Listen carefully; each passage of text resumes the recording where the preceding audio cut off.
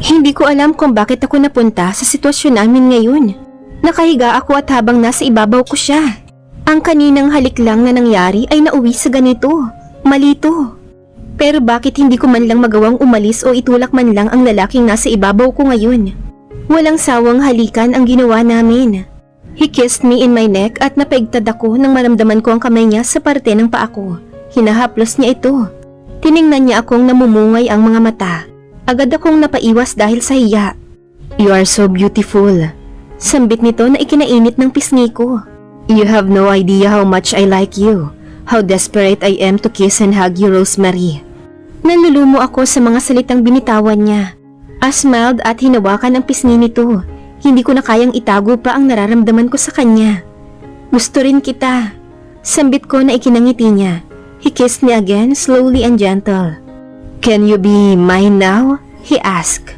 Mapupungay ang mga matang nakatingin sa akin. Kinagat ko ang ibabang labi ko at dahan-dahang tumango. He then kissed me aggressively habang naghahalikan kami. Ramdam ko na ulit na gumagalaw ang kamay niya sa ibang parte ng katawan ko. Tama ba tong ginagawa namin? Hindi ko rin alam kung bakit ako sumuko ngayon sa lalaking to. Pero gusto ko munang maramdaman to. Gusto ko munang makasama ang lalaking gusto ko. Hahayaan ko na ang mangyayari sa susunod na araw. He removed my t-shirt, kasabay ang pagbaba ng suot kong pambaba. He stopped and looked at me. Napalunok ako ng 2 beses nang hubarin niya rin ang suot niyang pang-itaas. Ganito ba talaga kaganda ang katawan niya? Akala mo hindi bata ang edad. We're still young and we did this. Tama ba tong ginagawa natin?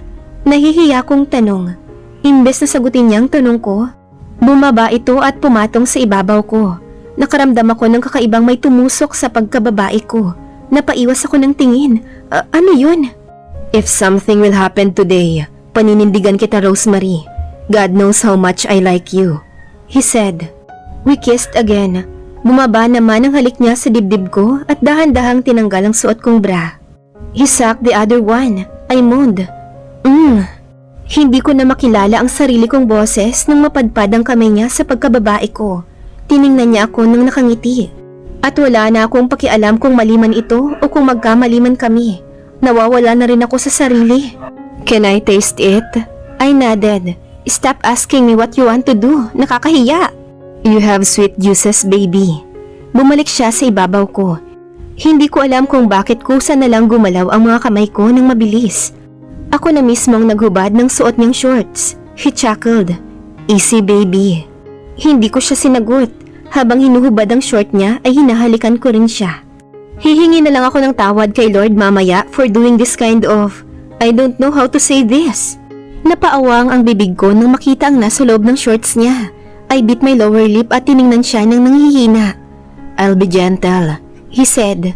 Tanging tangulang ang ginawa ko. Bakit hindi ko siya magawang pigilan? Paano kapag nabuntis ako? Paano ang pamilya ko? Pero nagustuhan ko ang nangyari sa amin kanina. Bahala na. Ang sakit. Sorry baby, you're so tight. Nakita ko ang pag-ugat ng kanyang braso. Wala akong ibang nagawa kundi ang sumigaw ng sumigaw sa ginagawa niya sa akin.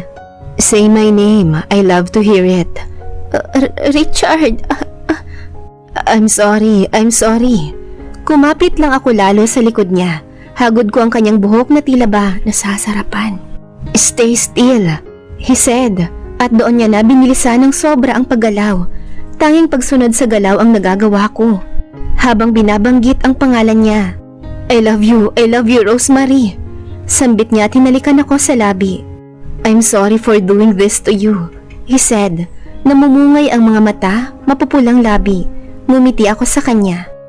Ayos lang. Hindi ko alam kung bakit nagustuhan ko rin to. Hinalikan ko siya ng mapusok at sinundan niya naman iyon. I'll move faster more. Sambit nito. Mas lalo pa naming binilisan ang paggalaw hanggang sa may naramdaman akong papalabas sa akin. I'm coming, baby, he said.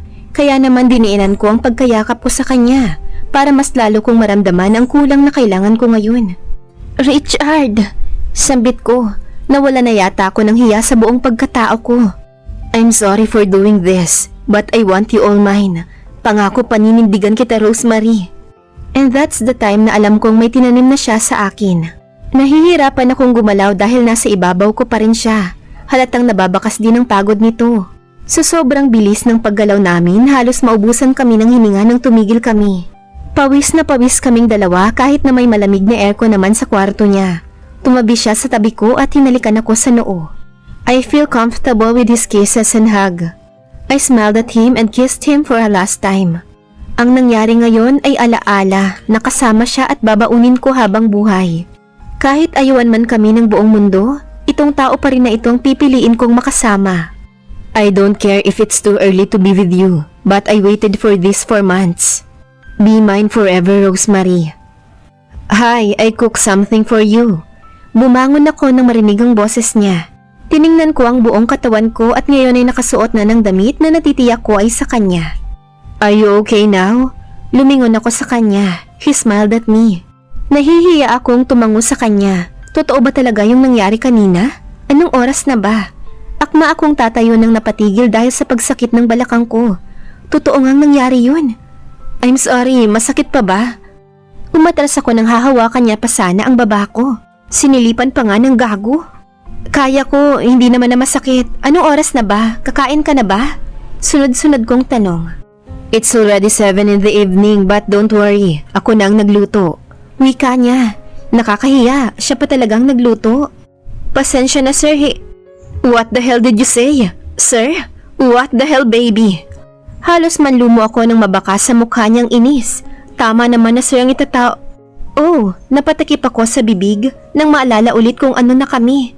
Pasensya na. Sambit ko na lang. Gulat naman akong tumingin sa kanya nang hinila niya ako at biglang niyakap ng mahigpit. Ang tigas ng dibdib at ang bango pa. It's okay baby. I'm sorry for hurting you ha. Hinalikan niya ako sa noo at ngumiti. Let's eat now. Sabi nito. Anong niluto mo? Baka bawal sa'yo yan. Kinuha ko ang nilutong tahong niya mula sa lamesa pero pinigilan niya ako. Why? Ayaw mo ba? Nalungkot pa siya. Bawal sa kanya ang ganitong pagkain. Ano bang iniisip ng lalaking to?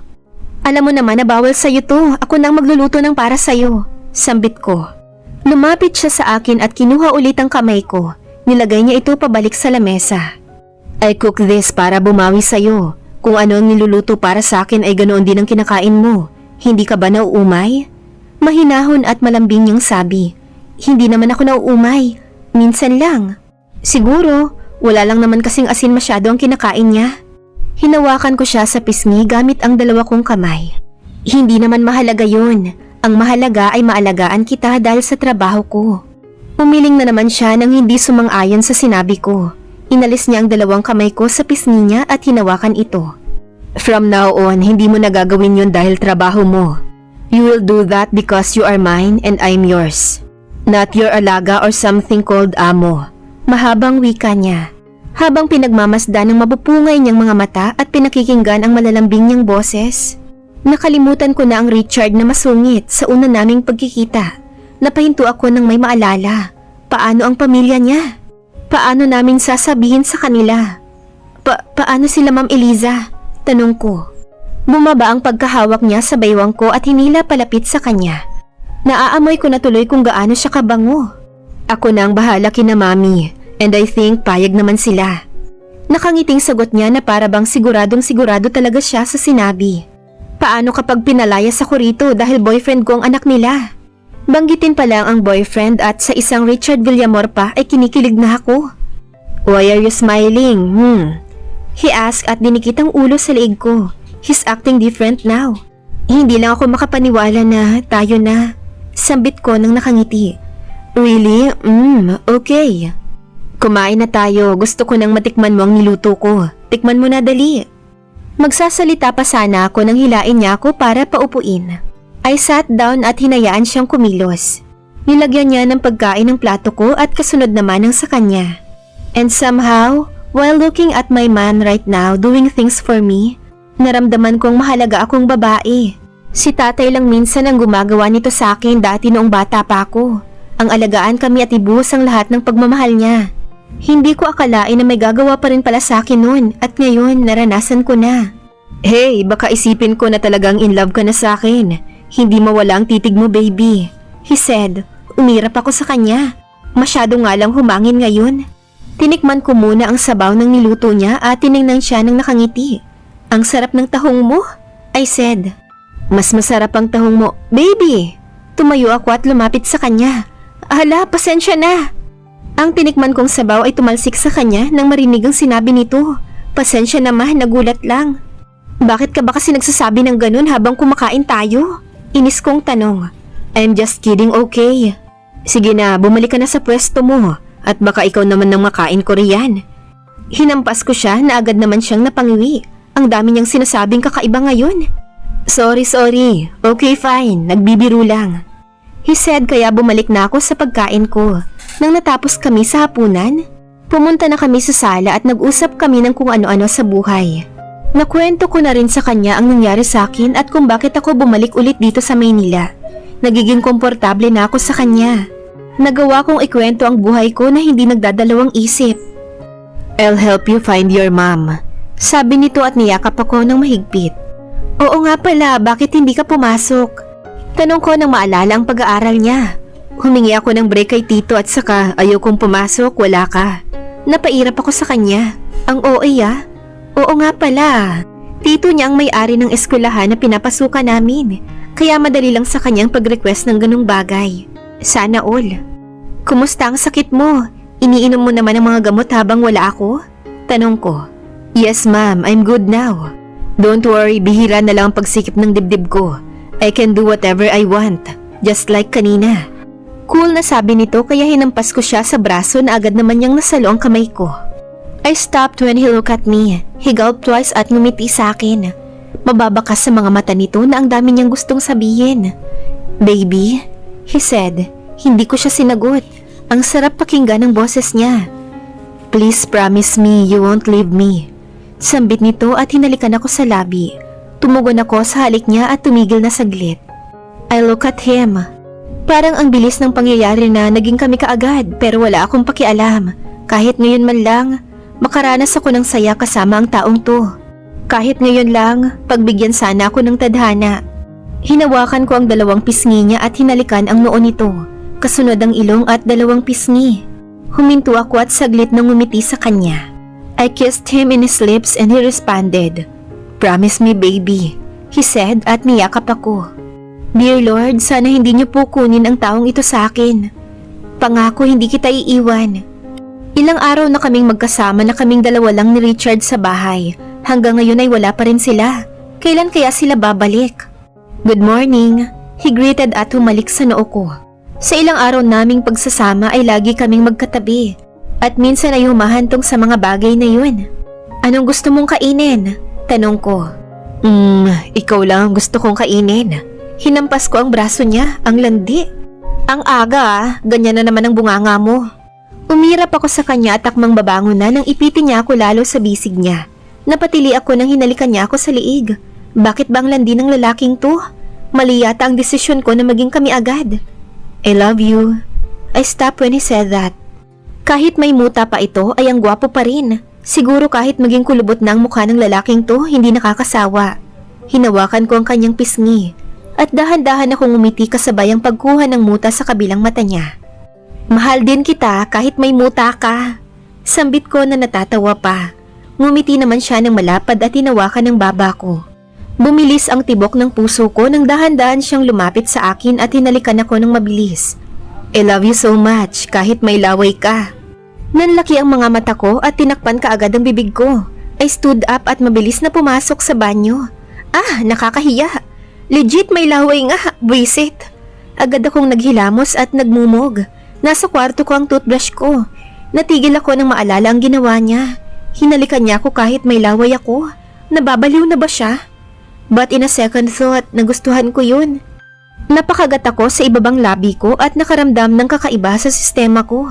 Ano bang ginagawa mo sa akin, Richard? Baby, are you done?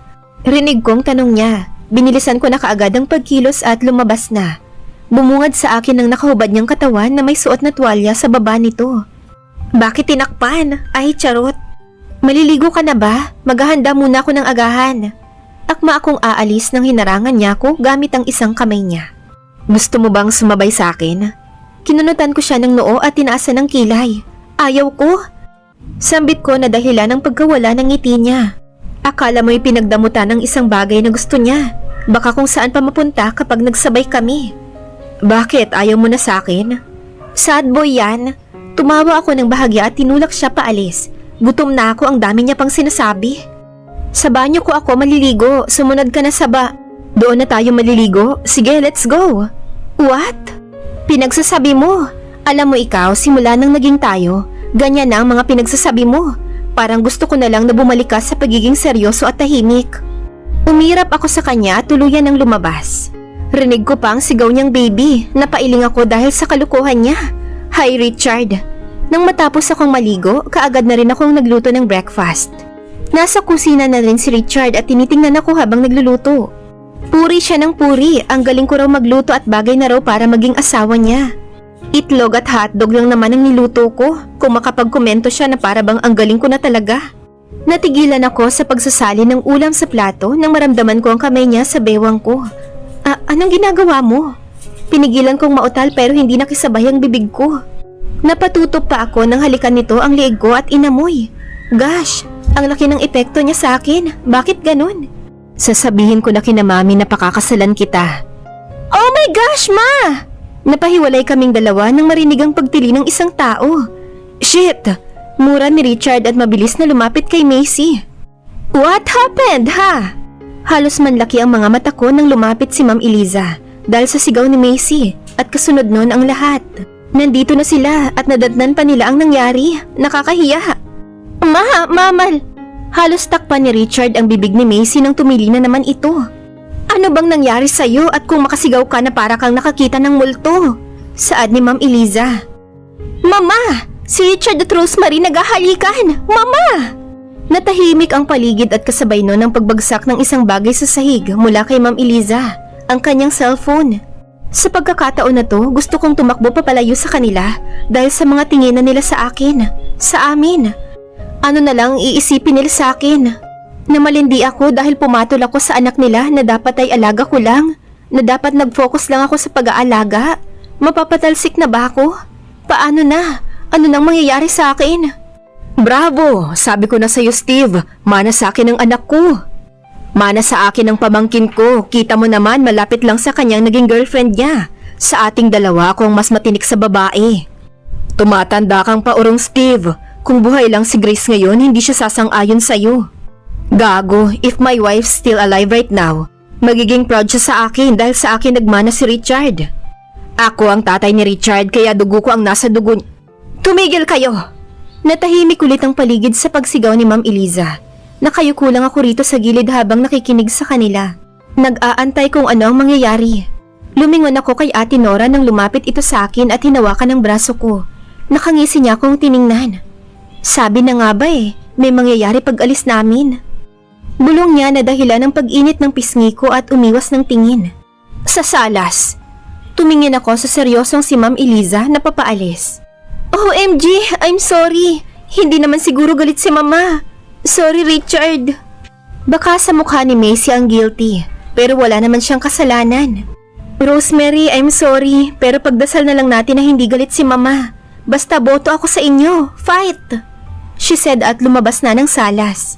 Sumunod namang umalis si Kylie at ngumiti pa sa akin bago tuluyang tumalikod. Sumunod na rin si Ate at Manang. Napatingin naman ako kay Sir Joseph at Sir Steve na parang hindi pa rin tapos sa bangayan nila kanina. Lumapit sila kay Richard at tinapik ang balikat nito. Anong score? Napakagat ako ng ibabang labi ko nang tanungin iyon ni Sir Joseph. Nakakahiya. Pumasok ba? Pumikit ako ng mariina si Sir Steve naman ang nagtanong. Ano bang pinag-uusapan nila? Naririnig ko, Diyos ko. Dad, Tito, mali kayo nang iniisip, okay? Walang nangyari. At saka mamaya nyo na ako guluhin. Si Mami muna. Pinagtawanan niya ang dalawa at saka lumabas na. Doon lang ako nakahinga ng maluwag. I'm sorry. Baka sa boses nito ang pagsusumamo. Umiling ako kahit kinakabahan. Harapin ba natin sila? Ang mami mo. Baka patalsikin ako rito. Nakakaiyak. Iyon lamang ang iniisip ko. He smiled at me at hinawakan ang bisngi ko. Hindi mangyayari yun. Nagulat lang siya. Sila. But I promise hindi ka aalis dito sa tabi ko, He hugged me tight and I felt comfortable dahil sa sinabi niya. Sana nga. Gusto ko man alisin ang kamay ni Richard na nakahawak sa kamay ko, ngunit mas lalo niya pa yung hinigpitan.